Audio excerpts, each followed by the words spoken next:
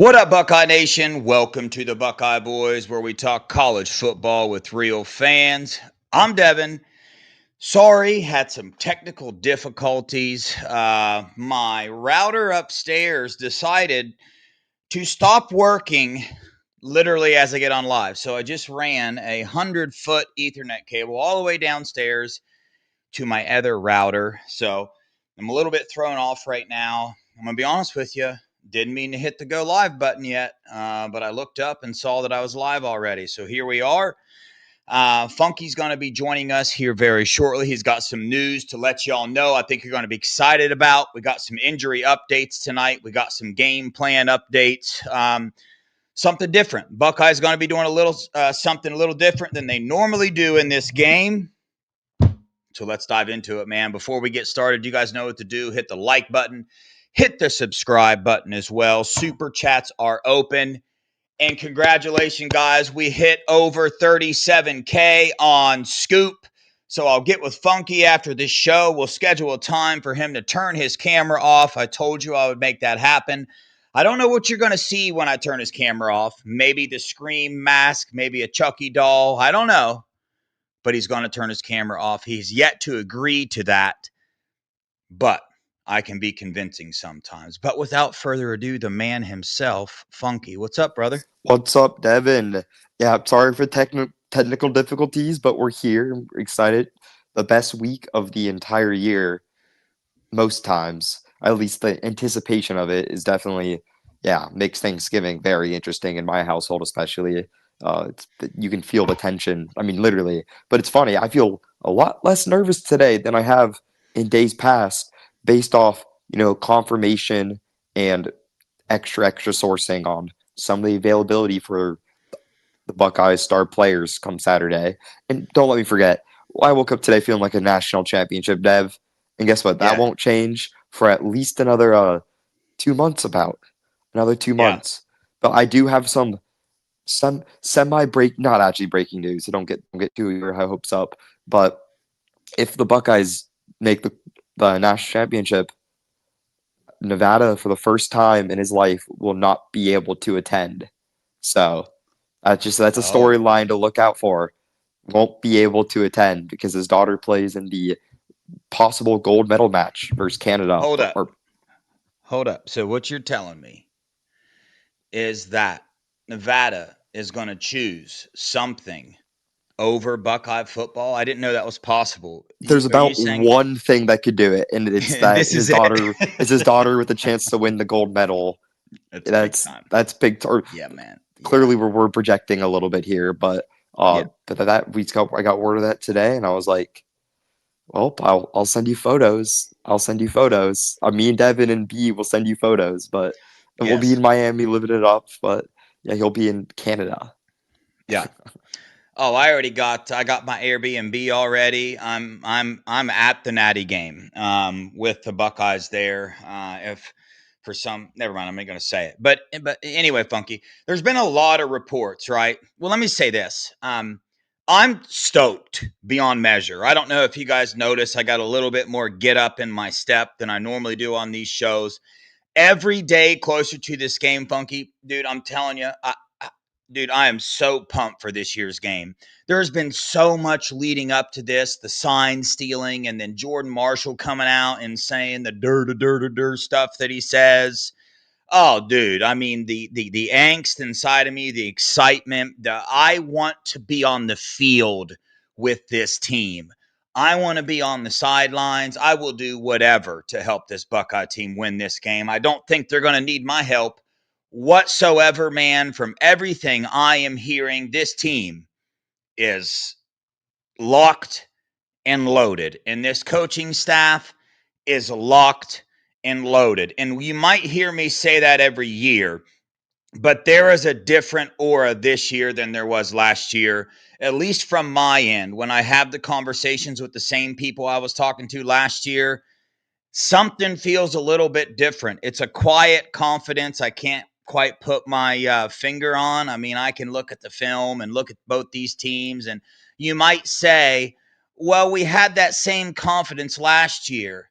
No, No, it's a different confidence, man, because it's a different Ryan Day. But I'm getting ahead of myself a little bit, Funky. There's been all type of reports coming out about who's going to be available. I heard somebody from the beat today talk about Carnell Tate's probably not going to play, so there's still people pushing that narrative and all this stuff. And we've been pretty spot on with our reporting here at Buckeye Scoop as far as who's going to be playing, who's not going to be playing. I know you got an update today on a player that got injured in this last game he played in, actually left the game, weren't quite sure. So I know you got an update there. Just refresh us Buckeye fans and tell us the new news that we know about a certain player and whether he's going to be on the field or not.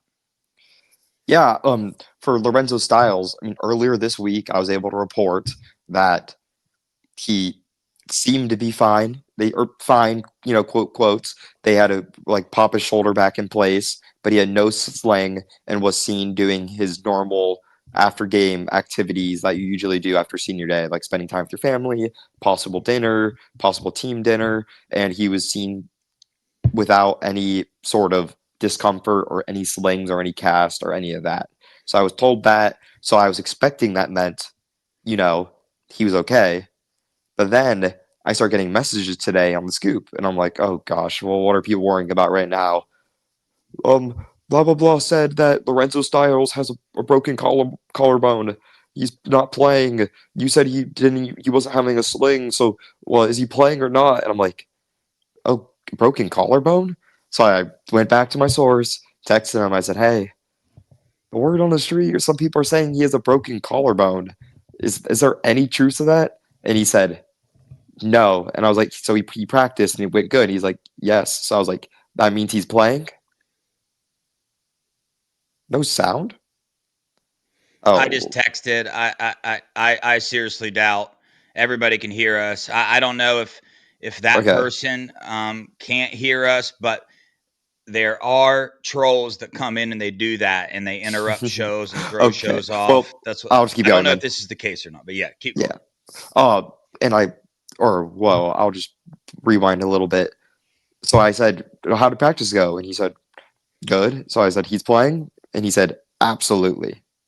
So Lorenzo Styles is labeled as absolutely playing. Heard he even had a decent practice today, and he said that he's doing minimal contact at practice right now. So I'm not sure Hmm. exactly what that means, but that makes sense. I'm sure a lot of kids right now are doing minimal contact. And it's funny. He he also made sure to send me photos of him and says, "Does this look like a broken collarbone to you?" And it was like photos of Lorenzo, doing his thing, obviously not with a broken collarbone. So that rumor I could shut down 100%. Not a broken collarbone. Not sure why anyone would think that. Who actually has eyes inside the woody. A little interesting thing to rile up a fandom of that I don't appreciate. But yep, but just here to clear there that he's Yeah. playing. He obviously has a shoulder little. He wanted to pop his shoulder back in place, so he's going to be a little limit contact, and we're hoping that no really bad re-aggravations come on Saturday. But till then, he'll be resting, and I expect him to start the game for the Buckeyes. And just obviously, stuff could happen during the game that we all know about, but we have hopes that he'll be fine, and there's no doubt in his mind that he's playing. So that's real good news for the Buckeye secondary because he's a real good player. I mean, he's playing himself to an NFL, really to a place where he's going to be competitive enough to make an NFL roster next year. So good for Lorenzo. The one of the arguably the best Buckeye family that I've ever met. I had a pleasure to meet the Lorenzo Senior, and Yeah, he's awesome. I've yet to meet directly Lorenzo and Sony, but I will have something coming up there shortly but I've got to meet their moms and their parents, and it's great. That was good. And they're what a great family, great Buckeye family, and yeah, one of my favorite memories of all time was watching the Tennessee game with them. So and yeah, they are. That was a very good moment. Yeah. And we said, "Well, I'll see you back at the Natty." And guess what, Dev? Saw them back at the Natty, and we won the whole thing. So Yeah. that seemed undoable at the time, before the Tennessee game. But the boys did it. So couldn't have happened to a better family. And kudos to them. Shout out the Styles family. Yeah, I mean that's one of the coolest things, honestly, that's happened to me in this YouTube realm with the growth of this channel.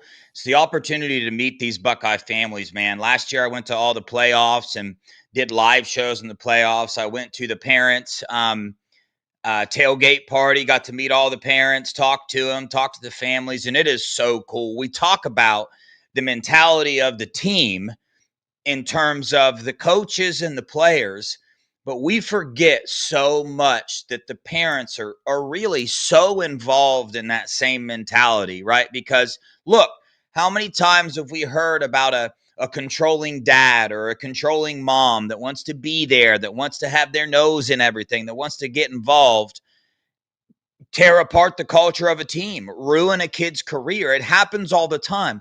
You don't hear that here. So these parents buy into the Buckeye brotherhood and culture just as much as their sons do. I'm telling you, it's a really cool thing to experience in person, to be around them, to talk to them, ask them questions. And it's like, man, no wonder your son is a perfect fit for Buckeyes. So huge shout out to the parents, families, and parents the players, parents and family members, because they're a part of this thing too, man. They raised them, and then they're also supporting them through all of this, and they could do it in a different way. We've seen it. How many times have we heard the national stories about parents wanting to get involved if their kid's not playing enough or something like that? So huge shout out to them, man. But Bunky, I got to ask you. Well, first, let me start with this. We've been being told, at least I have, and I know Funky has as well. This whole JJ Carnell thing isn't new. There wasn't some new injury that popped up. So this has been happening, the Carnell thing, the past 3 games, right? And I've been told the same thing ever the whole time, that, hey, they just want to be for sure that he's ready for this game, not the playoffs. He's not resting for the playoffs. This is when the playoffs start for this team. That's why he didn't play. Same with the JJ thing. So just wanted to refresh that. Again, I told you, there's been multiple shows. I think they're just trying to get in and get more people to watch, kind of go against the grain. But there's been multiple shows still to this day reporting JJ's playing, but Carnell is 50-50. That is not the information I have. Jeremiah Smith, Carnell Tate, I heard Josh Padilla is going to be available. Lorenzo Styles is going to play as well. Just give us a quick update on that, Funky. Have you heard anything new? Are you still of JJ and Carnell are playing? The only new part, because we've been on the train that they're both been playing. We've been on that for a while, a bit now. As early as anyone else was, or no, our information on that was way before anyone else. So we were the first ones on that they're both playing, and we gave 100% confidence that they're both playing. But the only new information that we all have gotten was Ryan Day talking openly about the practice today, and pretty much said, "Yep, horses look good." That's pretty much what he said. And I triple checked that. I texted someone who I know who has eyes on practice, and he was like, all he sent me was the thumbs up emoji, the little like white thumb or like the yellow thumbs up, just a thumbs up emoji. And I was like, you don't need to say any more, and that's all good. So I 100% certainty that JJ Smith and Carnell Tate are playing today, or Saturday, and very very very certain that we won't even notice like that they're injured. Yeah. You can tell someone's playing, but they're like, they look kind of limpy out there. I'm told that they shouldn't look limpy at all, aka no real excuses. So it's not that we don't. I mean, we should beat them anyways. To be honest with you, but I've been Yeah. told they look good and they should be ready to go. And no real, yeah, like they're not going to go out Yeah. there and look like JJ looked versus Wisconsin. He kind of looked gimpy. Yeah. Like he won't look like that. That's what I'm being told. So that's Yeah. real good news for the Buckeyes. Which means if you do the math on all of his players, that means that we're going into this game fully healthy. Fully healthy starters wise. With Yeah. Josh Padilla may still be banged up. I have not got any word on him or Quincy, but everyone else, all the starters, ready to go and fired up the play. And it's just different mindset. Um, yeah, Yeah. you can talk about that, but I know there's one more thing I want to talk about, something I broke earlier this week, but I'll let you introduce it. Yeah, we're going to get to that. I know Yeah. what you're talking about. We're going to get to that. I do want to bring up. I did speak to two separate people, two separate sources. I asked about Josh Padilla the first time. They said, "Man, we don't know." I asked about Quincy Porter. They said he's in the same boat as JJ and Carnell. That was the reason he sat out. It step. I take a step back a little bit there on that one because it's like, well, he wasn't involved really that much, but I do think Quincy can make an impact in this game if need be. And if you think about it, man, when we heard JJ and Carnell weren't playing, who was the number one receiver that I wanted to see? Quincy Porter.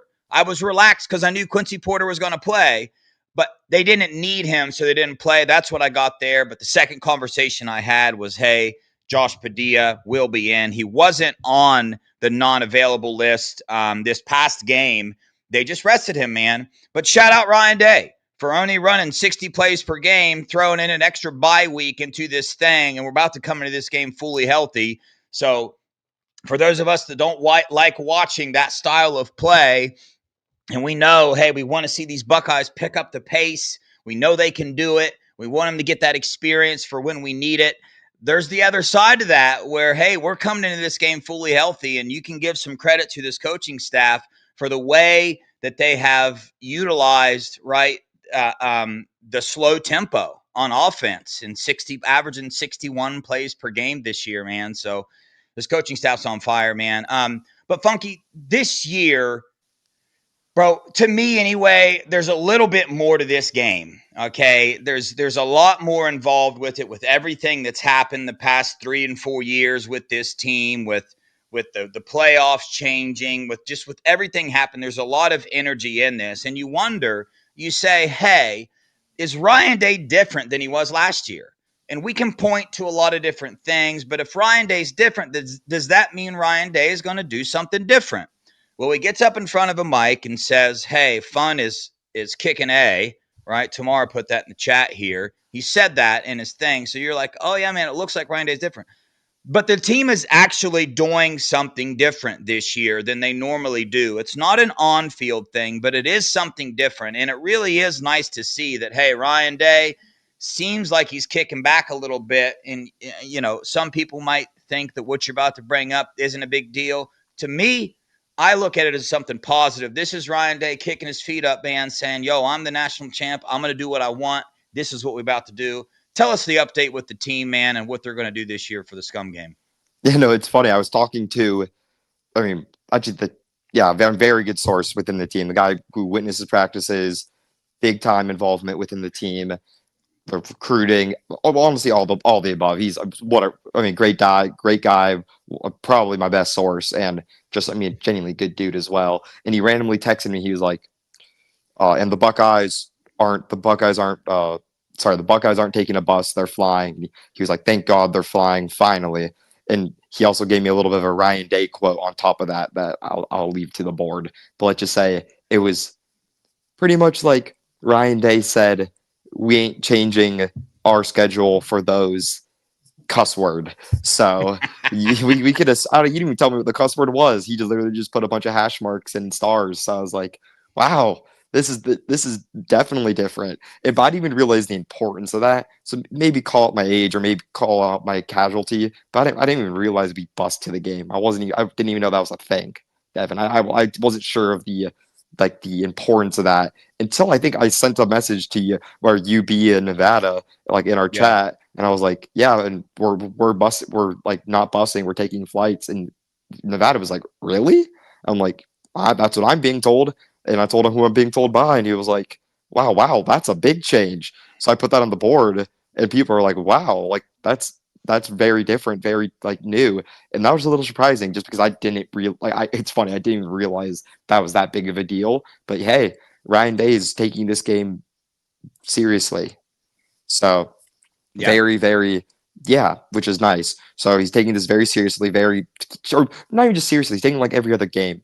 So it looks very promising, promising towards a win for the Buckeyes. As this is a new Ryan Day, new behaviors, really more like just treating like every other game, moving traditions. So he's just we're not going to screw around with them. We're not trying to make this game more important than it actually is, because we all know how important it is. So there's no reason to have special things during the week or special game day traditions to make it more important. No, the importance is winning the game, not the whole thing for the game. Yeah. Had a NCAA had a rule: 3 hours, you take a bus. Eh, did not know that. Well, no Yeah, more buses I this didn't know time. that either. But yeah, it does. It shows Ryan Day. It's something different, which we like. Again, we'll see how that affects the on field play. But I like it, man. Actually, I think wasn't it Coach Woody that said he refuses to buy gas in that state. So sometimes they'd Correct. take the bus and almost run out of gas, or have to get people to bring gas cans to them and stuff. So maybe it's a shout out to him, man. Funky, did you see that thing going around Twitter? I didn't know this was a thing till I just saw it today. You can call Woody Hayes' phone number from when he was the coach in Columbus. Some guy went and got that phone number, and he put a voicemail on there of Woody Hayes talking about the game, man. It's really, really cool. Go over to my Twitter account and check it out, guys. I thought it was cool, man, especially this week bringing it up. So yeah, shout out Coach Woody, man, the absolute boss with Yeah, this game, man. He really set the precedent on how serious we should take this thing. I mean, you're right, and I've always had a, even though I've never met Coach Woody in my life, but I've always had a special connection with Coach Woody via family history. So it's Coach Woody always got a little the goat. He's, in my opinion, he's the goat. He'll be hard to beat, but I've always had a little special connection with him as, yeah, just family stuff. So, but yeah, Coach Woody's my goat. I'm not sure if you know Devin, but yeah, No, I don't. You're going to have to tell me. I'll I tell do you off not know that. camera. Yeah, Yeah. I want to know that one for sure. But yo, let's dive into this thing, dude. Last year we had a lot of confidence. Obviously we had the better team last year, straight up. So obviously, I mean, the mental part of the game is what beat us last year. But Ryan Day did something last year that will change you as a coach, and that's win a national title. And that's what I'm banking on this year. That's what I'm trusting on, because when you look at these two teams, man, bro, I mean, everybody knows my score prediction is 34-10. I mean, I just really feel like the Buckeyes are going to lay it to them. Before I get into that, Funky, I want to bring this up, man. So many people, and still today with the national media, they keep bringing up whoever wins the rushing attack is going to win this game. And I cringe when I hear people bring that up. I think that is one of the most bogus things in today's college football that people talk about. The importance of the rushing game. Man, the game has changed. It's different. The most important thing, man, on B Moses' show, somebody put in a super chat of saying, hey, I got a stat that ups that. Well, 100% of the time, whoever scores the most points wins the game. So true. I I just cringe when I hear that. I understand why it's said, but it's just and I understand why it's true most of the time, because who's ever winning the game Is ends running the up ball. running the ball Wow. more. And if they start off passing, that means they've loosened the defense up. Now they're playing two high safeties, not crowding the box. So when you are rushing the ball to drag the clock out, that's what happens. So I just hope and pray that that is just gone from any of Ryan Day's mindset whatsoever. I hope we crumble this. Whoever wins the rushing attack wins the game. I hope they crumble that up and throw that thing away, man. And I really, really hope that the first play of the game is a pass, Funky. Yeah. I don't know why. I'm stuck on that. I think we're going to learn a lot by what is the first thing they're going to run. So I guess speak to that a little bit before I get into some of these stats on how this team compares to the other team. Yeah. Get into that a little bit. Tell us your thoughts. I fully expect the Buckeyes to be very pass first in this game. But pass first, does that mean we don't run the ball? No. If Michigan's in a pass heavy defense and they're, really defending the pass, really defending the electric pass, then of course we should run it because we can run the ball effectively. But the trick is, don't be predictable on your runs. Have a good running scheme. Don't just hand it off and run it up, whatever. Just don't do these basic running schemes. Mix things up. Do turbo formations. Do misdirection. Pulling guards. Don't do the basic zone running. Have always some pullers, just mixing it up, some screen passes off it, some RPOs to really make sure the defense is staying disciplined, which is something Michigan's not been very good at this year. They've been very jumpy at the defensive line. I mean, they've jumped off sides more than I've seen any team jump off sides this entire season. So it's been that'll be something definitely to watch, see how they handle that with the up tempo, the crowd noise, and really, I mean, the weather. It's going to be a little cold. It's supposed to be 30 degrees and like cloudy with like a 20% chance of snow in the second half of the game, or like pretty late in the fourth quarter of the game. So it'll just be interesting to continue to track that and continue to track. I think the the big question is it's not about how many times we're going to run or pass. The big question is how fast we're going. That's what I'm going to look at more, Devin. I'm not really going to look at for if we're passing or running it more. I'm looking at our tempo. If we get a big play, are we hurrying up? Or if we get a 5 yard run, are we hurrying it up? Because I feel like that's what we should be doing more. I feel like the tempo is something more we can control. I don't want to be going to this game thinking, oh, we have to pass it 40 times. Because then obviously you don't want to just keep yourself being one dimensional. You don't know a bunch of stuff. We don't know what the personnel they're gonna have out there. We don't know what situations we're gonna be in. We might need to run the ball. Hey, we might run it effectively too. The issue is we just gotta play at a fast tempo, keep them on their heels, get the crowd noise out of the game, and I think that's the real key to win this game is a fast tempo, taking care of the ball, and yeah, like Ryan Day said, taking care of the ball, making your field goals, punting it well, not muffing the punts, not throwing interceptions, and keeping a fast tempo. If we do all those things, I highly doubt we lose. The only way we can lose really if we go to the slow pace that we've been running all year. And I'm hoping that this slow pace we've been running all year was the fact to save our legs and not something that we just want to do. And that's what we think it is, and that's what we've been being told, and that's what people in the Woody are telling us. But we really will see from this game on is that slow pace actually what we want to do and actually how Ohio State thinks we're the most effective? Or is that something that we just want to save our legs and by playoff time, by right now time, that we're going to speed this thing up and we're going to get going and we're really going to open up our offense? Because if we want to drop 50, we're not saving it for the Natty. We're not saving it for the semifinals. We're not saving it for the quarterfinals. We're not saving it for the conference championship game. No, It this starts is it. now. This is it. Oh yeah. Because Yeah. like Caleb Downs said on his podcast, or it might have been Jeremiah, it was on the Downs podcast. One of them said this. They said, "Hey, a lot of players on the team's goal isn't even to win the national championship." And this is not me saying this. This is the players saying this. So they said the most of the team's goal is this game right here. They want to win this game right here more than they want to win the Natty. Some of these players, and that's not me saying it. Do I think those players are a little bit crazy? Yeah, I do. Do I agree with those players? No, I don't. But guess what? I'm not a player, so I can't control how the players feel. I'm just letting you know how they feel. So yeah, that's just interesting to see. And I'm excited to see what the Buckeyes do. And I fully expect us, have a fast paced offense and probably push the ball down the field, knowing what Michigan usually likes to stop, which is the run first. Yeah. Yeah, but before I respond to that, couple quick things I want to update people, man. In the chat is the link to go vote for Jeremiah Smith for the Blitnikoff Award. I posted on my X account all the time. Hit the link right now and go vote for him, man. He should easily win the award. He's the best wide receiver in the country. That's really not up for debate. If he doesn't win, it's going to be a sad day, which I'm not going to be sad about. I don't really care. He doesn't either, but everybody knows he's the best quarterback in the nation. And also, quick update for Hate Week Banner Live. Got two more names to add to the list on the Buckeye fam. We got Kenyatta Jackson Sr. going to be joining us right at 7 o'clock. And you guys are going to love this one, man. We have a Buckeye. I put him in the national perspective, but Brett Getz, the founder of SFE, the Ohio State Wide Receiver Pipeline.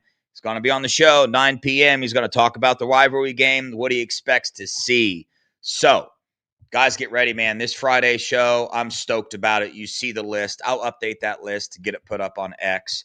But back to this, the offensive stuff. Yeah, the helping technician put out a real good thing on the Scoop board. Guys, go over there to Scoop message board.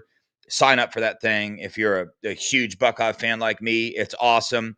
And everything he put in that, Funky, is kind of what you said. The screens, the fast pace. When we run the ball, let's not run it up the gut. Let's get to the outside. Their linebackers are not real good at going sideline to sideline. Those are the things we need to utilize. And yeah, it is a little bit tricky, Funky, to ask ourselves, does this coaching staff really think that the best version of this Ohio's team is slow paced? Because you would think that if what we really want to do is fast pace, that they would have implemented it a little bit more in the regular season to have some live game reps doing it. We did see it in the Wisconsin game. That's the thing that's giving me hope here. We saw it, and we saw the result of that. It worked flawlessly. It was Julian's best game as a Buckeye this year as far as the passing yards and touchdowns and the whole 9 yards. So he implemented it there. And I do have confidence that, hey, with as good as these wide receivers are, with as good as Julian saying is, the coaches thought, hey, there's no need for live game reps, man. I don't want to put this stuff on film for these teams to get down, to study it, to understand how to shut us down. I don't think that's the case, but they didn't get a lot of experience doing it during the regular season is my only little holdup there. But yeah, Wink Martindale is going to be trying to pressure the crap out of Julian, saying that's the only hope that their defense has to affect this Ohio State's offense. That's it. Their secondary is trash. They don't stand a lick of a chance at stopping this wide receiver and our tight ends. Their defensive line, nowhere near where it was last year. They have a couple good defensive ends, but the middle is not like it was last year. I'm going to go over a couple defensive stats comparing both sides. This might get a little, just bear with me. The Ohio State third down defense is ranked number 4 in the nation. Scums is ranked number 44. When you go to first down defense, we're number 2. They're number 27. Their pass defense is ranked 52 in the nation. They've given up 209 yards per game. We're number 1. We've only given up 126. Our red zone defense, number 1. Their red zone defense, number 52. Our rushing defense, number 2, giving up 80 yards per game. Theirs is number 12, giving up 94 yards per game. Sacks allowed, we're number 3. We've averaged less than a half a sack per game. They are number 44. They're averaging giving up 1.5 sacks per game. Tackles for loss, we're number 4. They're number 14. Total defense, we're number 1. And they're number 17, Funky. So, and you might, when you look at these stats, what I find interesting about it, Funky, is people will say, well, the Buckeyes haven't played a hard schedule. Well, has Scum played a hard schedule? Who have they played? They played Oklahoma. We played Texas. They played USC. We played Washington. So they have played some cupcakes and not looked very good in those cupcake games, having to beat Northwestern with a last-second field goal. I mean, in this Maryland game that they played last was the best they look, but still I watch 10 dropped passes from the Maryland wide receivers. The Purdue game, there's several games. So when I look at these stats and I see how much better this Buckeye defense is than their defense, it's not because we have played cupcakes and they have played a really hard schedule. Funky, what you got on that? The whole thing about Buckeyes playing an easy schedule is such a joke. Because Yes. if you just do the math on it, okay, let's just everyone use our heads right here. If you play 9 conference games, your conference opponents are gonna have more losses on average. On average, they're gonna have one more loss than teams that only play 8 conference games. Also, if you add on top of that, hey, you have 2 teams in your conference that are undefeated. So there's 2 teams in your conference that haven't lost a conference games, which makes, at least 1 or 2 extra losses going throughout the conference. Because what would happen? So Washington right now is what, 8-3. They're 8-3. What they're not ranked. What would Washington be ranked if they were 9-2 with a win versus Ohio State and Ohio State was 10-1?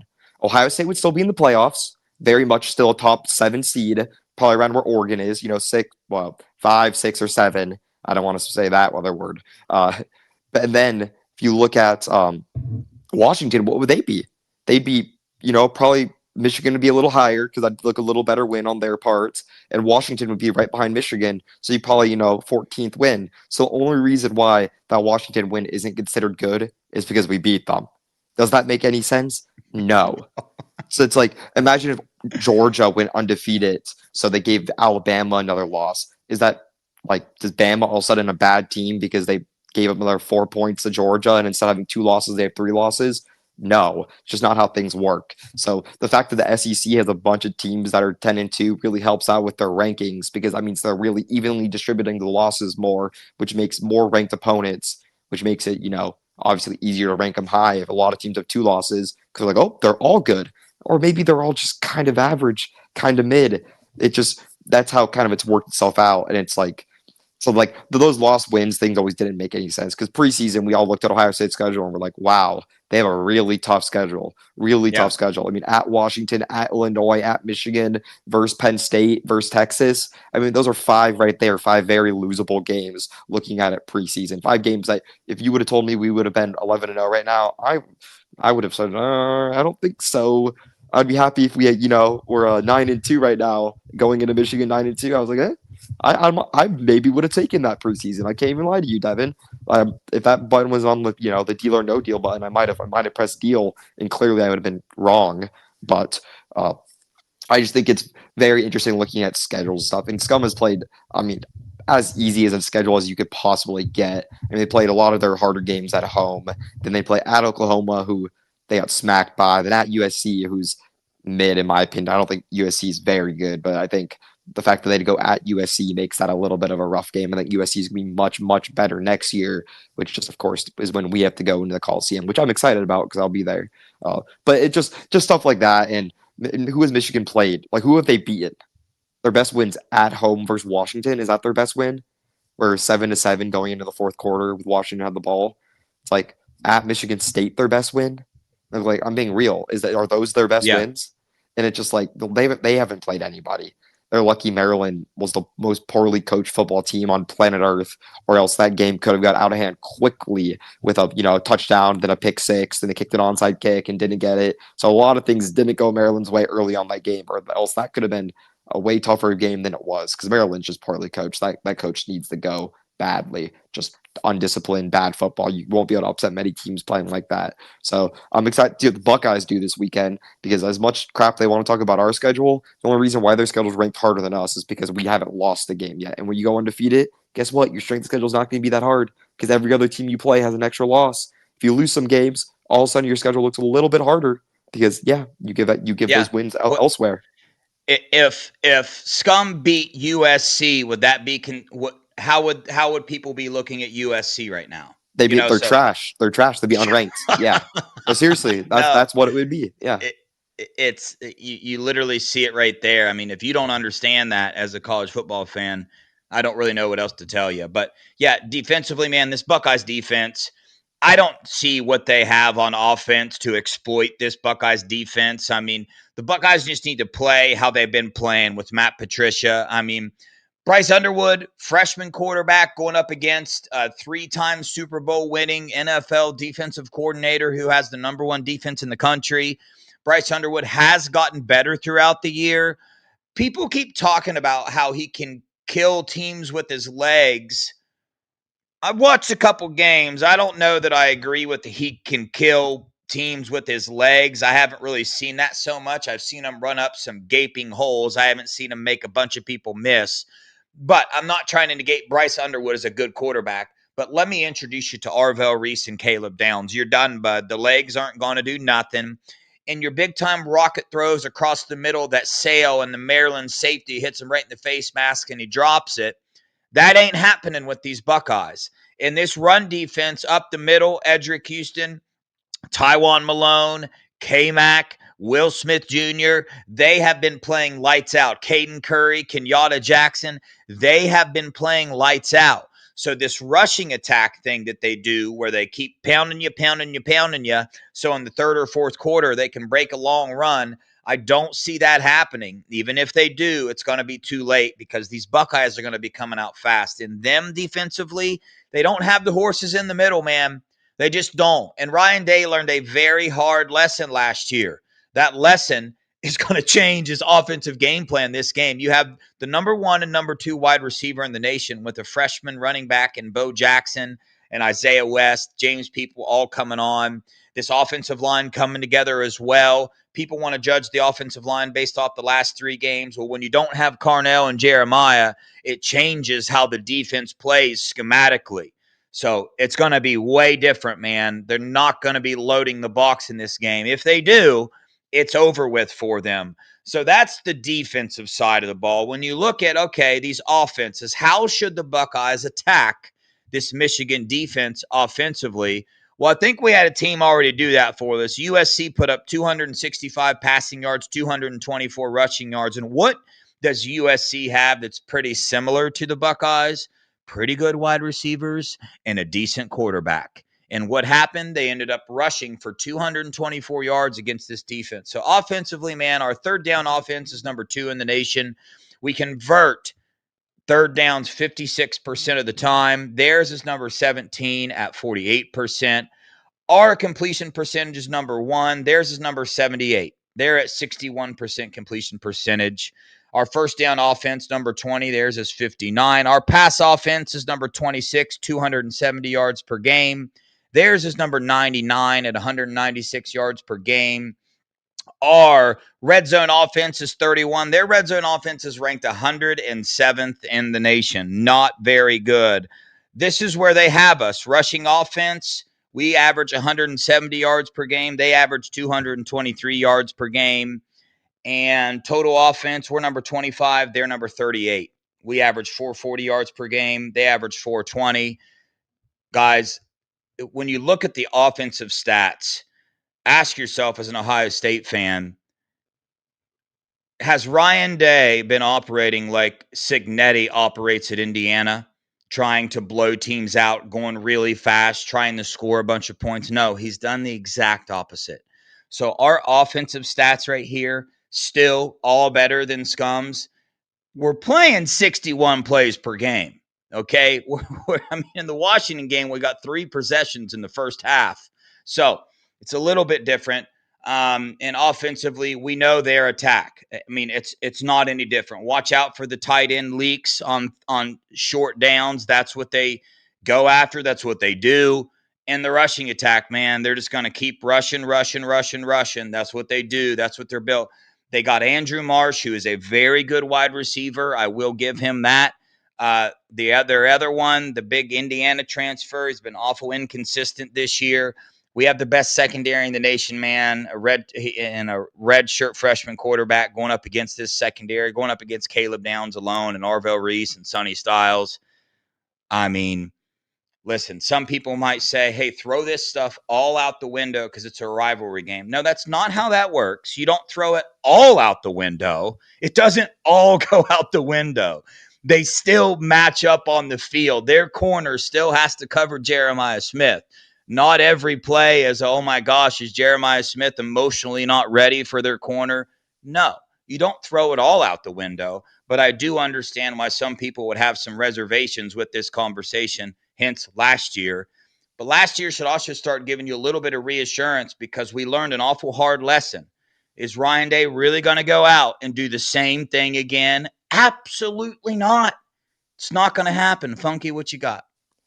I just think the notion of rivalry games in the year 2025 is being way overblown, Devin, in my personal opinion.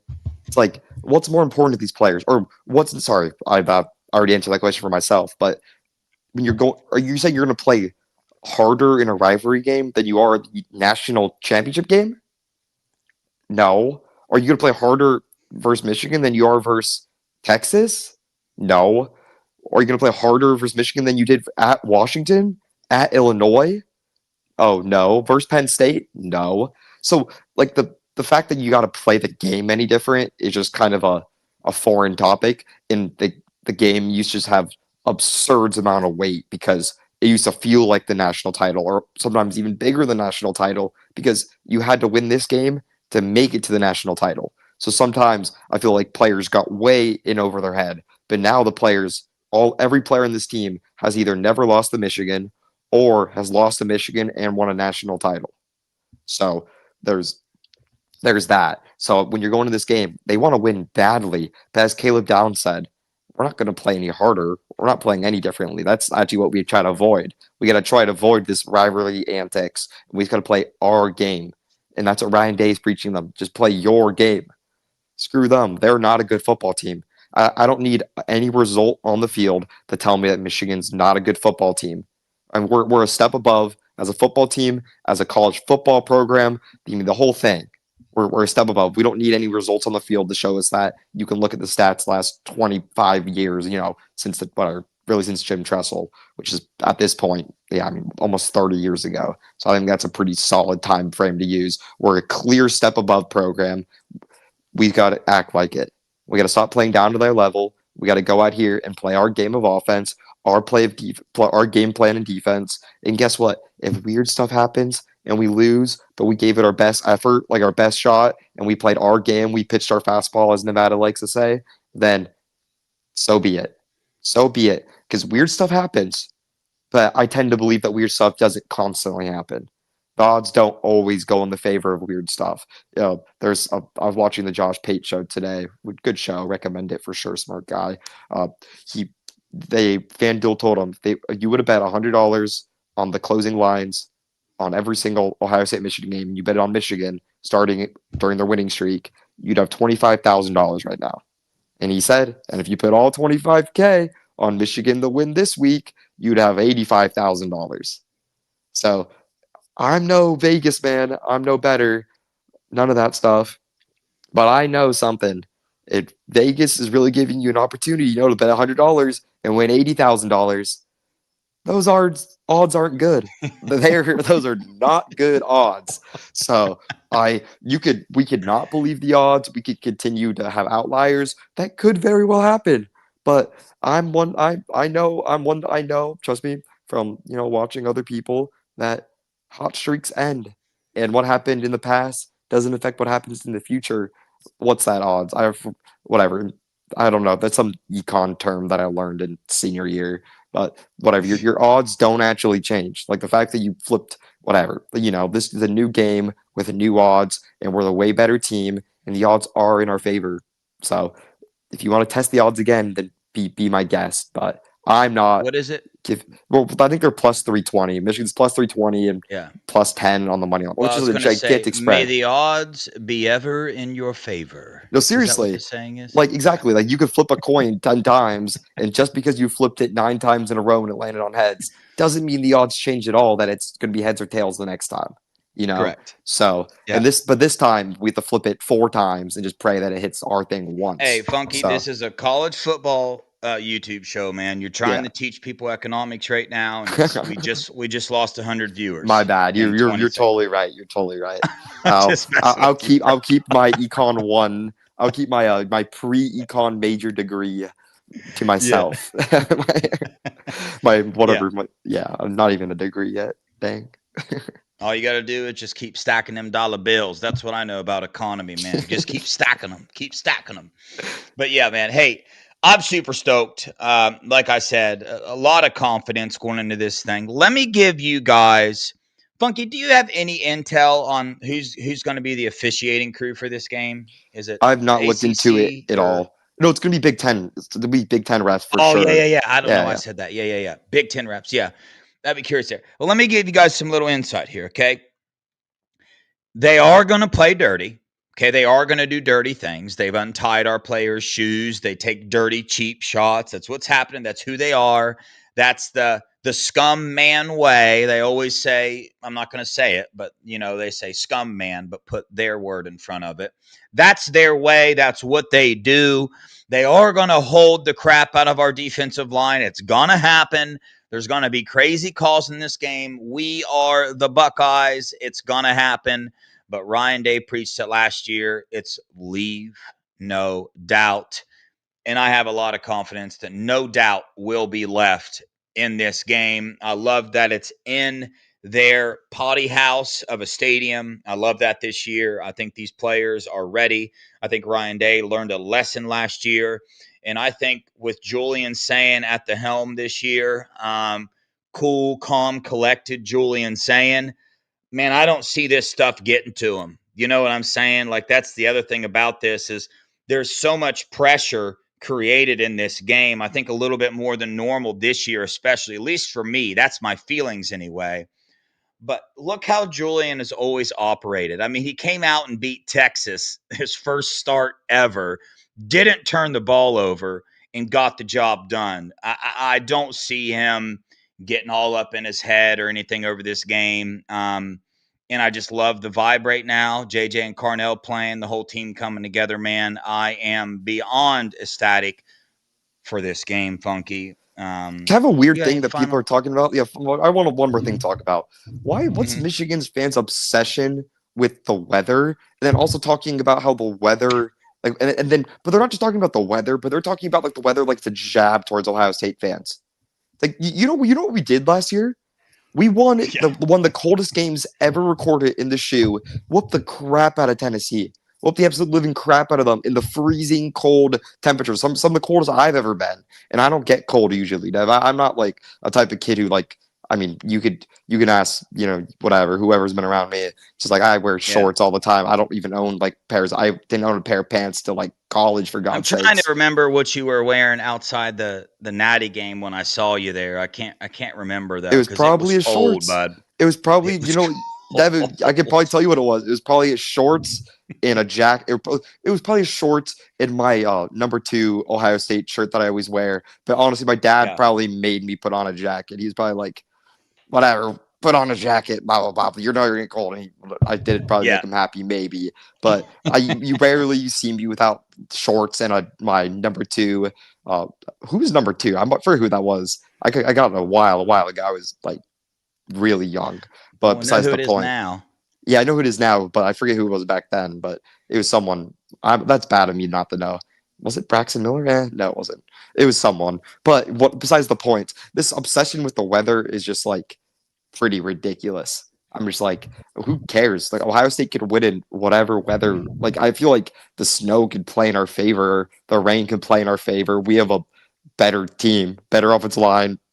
At this point, better running backs, better tight ends, better wide receivers, better run blockers, better pass blockers, better head coach, better offensive play caller, better defensive play caller. So we can play whatever weather. The only thing that they have to advantage that it's in Ann Arbor. But Ann Arbor is notoriously not that loud. It's just not. And I Yeah. really, genuinely, I had a real discussion about this with a buddy, and I was like, a part of me's happy this is in Ann Arbor. Ann Arbor. A part of me's happy. Like the players, you can't sleepwalk in Ann Arbor. I'll tell you that. That's the one thing. You're No. not going to be caught sleepwalking there. You're going to be Yeah. wide awake, ready to go, as fired up as you ever possibly can be. And yes, if you wake up in the shoe in front of 100,000 fans that are cheering for you, yes, you can get a little sleepy if you're 3 touchdown favorites. Doesn't matter who it is. You can get a little sleepy. On the road versus Michigan, heck no, you're not going to be sleepy. You're going to be ready to go. And it doesn't get that loud. It wasn't Olave. It was way before that. This is old. Uh, Terrell Pryor. it was Shaw Pryor. That's what it is. I knew it was a quarterback. Yeah. It Yeah. was Shaw Pryor. God, that's what I think I said someone else. But yeah, it was Pryor. I wore my Pryor jersey, which it's funny. Funny story behind that. I had it signed by, or sorry, my oldest sibling had it signed by the entire team, the entire Ohio State team.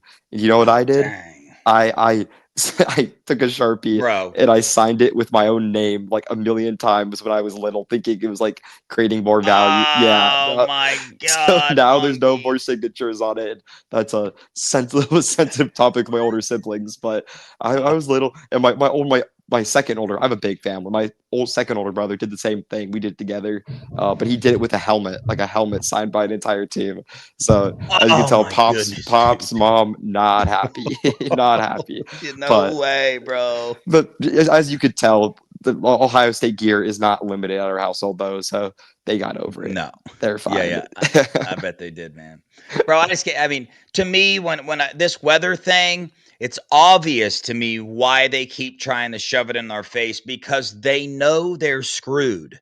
They know that if Ohio State can come in and pass the ball freely, they don't stand a chance. I mean, it's very obvious to me why they're trying to shove this in our face, dude. But I got to bring this up, man. I just cannot get over this that this fan base, right? Their fan base is so obsessed with Bryce Underwood, right? So obsessed with him.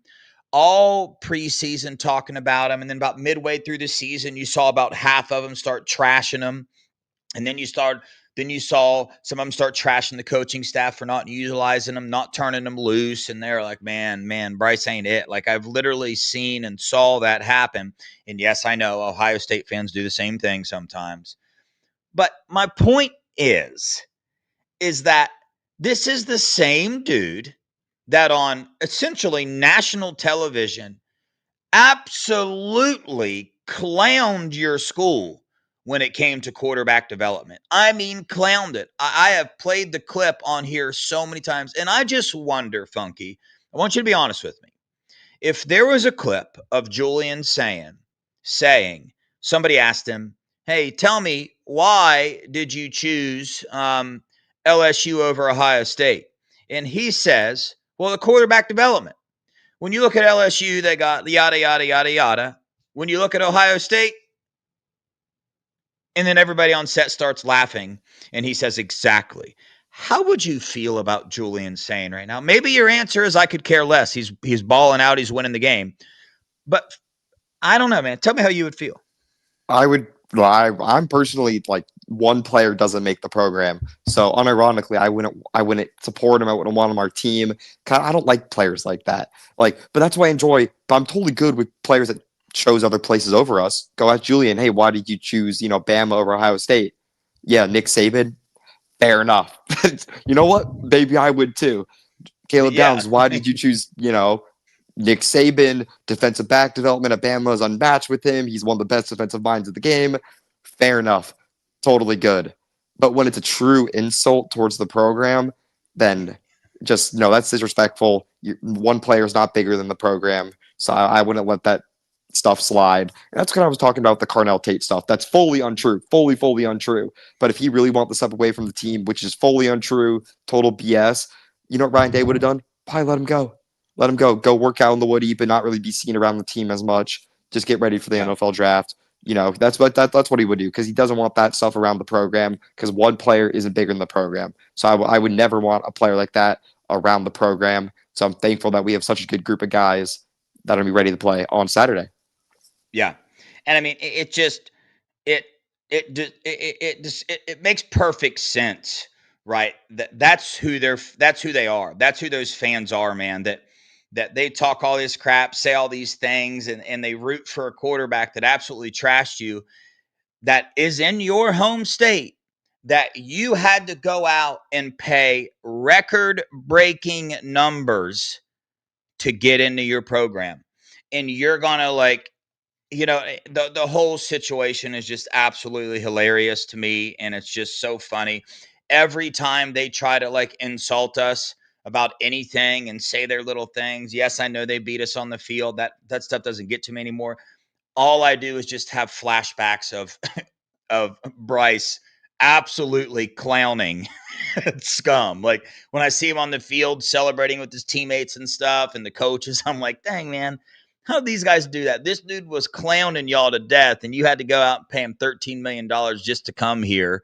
I don't know, man. It's just a weird, scummy like behavior, and it makes perfect sense. But I just wanted to bring that up. I don't know if y'all feel the same, but it's pretty wild, man. But Funky, you got any final thoughts, man? You guys stay tuned. You might be wondering, there's no way Scoop is going to go live on Thanksgiving. No way. Well, there is a way because it's freaking happening, Of man. course, Me it's and Nevada happening. are going to go. Yeah, me and Nevada, we going live tomorrow, dude. It is hate week. We are stoked. We're jacked. We're going to come on here, trash talk Michigan. Ah, dang it. I said it. Trash talk them because they deserve it. That's what they deserve. And these Buckeyes are going to finish it out on the field on Saturday, put them in their place where they should have been a long time ago. Funky, any final thoughts? Yeah, well, happy Thanksgiving to the Scoop family. Very thankful for you guys all. Thankful for you, Dev. Thankful for B Moses and obviously Nevada as well. So I won't be on tomorrow, but I will be on, the 4 hour live show with you on Friday, Devin. I'll send you when I'm going to be on, but honestly, whenever works for you, we'll text. But yeah, I'll be on Yeah. Friday, and then so I'll be there and I'll give my final words on the game and a score prediction as we get closer and as we could pray to God that it's not bad weather, Devin. Just pray, pray. I'm praying that the weather is perfect and sunny because our soft players can't play in the cold. 'Cause we never won a big playoff game in the cold before, so that's what I'm be praying for. And B, let's hope I'm going to be pretty pleased. I'm thankful for warm weather as a soft Cali boy myself. I know that they just can't play in the cold. But that's yeah. Yeah. Sorry, I'm just going too far now. No, you're not, man. I absolutely love it. But yeah, guys, Friday, I'm telling you right now, I'm putting this up again. Let you guys know that Funky, B. Moses, and Nevada, all three of them, will be coming on with their own trivia question about this rivalry. Okay. And the winner is going to get Venmoed $50. So you're going to at least have three opportunities. I might throw four in there. I don't know what happened to Funky. He just left. Not sure what happened there, but he bolted out. But that's all right. Let's see if he comes back on to say bye. But he was done talking anyway. So we'll see if he comes back on. But yeah, guys, yo, I just posted on my Twitter the updated list on X, whatever you want to call it. Can you guys do me a favor? Go over there real fast on the Buckeye Boys X account and repost that thing, man. Get it out there. Let me just read this list for you again. You got Nevada, Funky B. Moses, Ohio's Tate from Barstool, Brady Edmonds, Daniel Sanchez, Duke Pettyjohn, Kenyatta Jackson Sr., trying to get Eli Johnson, the new safety commit to the Buckeyes, on as well. Also, Justin Spiro is going to be coming on at 8 p.m. Intrinsic Sports Talk with Jay, Dalton Wasserman, Brett Getz with SFE, and Maze Madman and college football with Sam will be on as well. Help me get the word out there, guys, and make sure you guys are there for that. I know you got a lot of things to do on Friday, but the show's from 7 to 10. So do me a favor, hop on there, man. We'll also be donating all the proceeds, all the super chats from that show somewhere. Haven't figured that out yet. But I'll think of something. I'll let you guys know where the proceeds of that show are going to go. But thank you guys so much, man. It's a huge week to be a Buckeye. Get stoked, man. We won the national title this year. We are on a roll this year. And tomorrow's or Saturday's game, dude, I don't know with you guys, but it's been a minute since I felt this way about this game. I'm glad I do. It's a very important game to me. I don't compare it to the national title. If I had to choose, I would rather have a national title, but I don't want to choose. I want both. Both are as equally as important to me, and I want this thing, man. We need to beat them. We're going to beat them in their own house. We're going to shut these guys up, man. So appreciate you guys for joining. God bless y'all. Love you guys. Go Buckeyes. OH.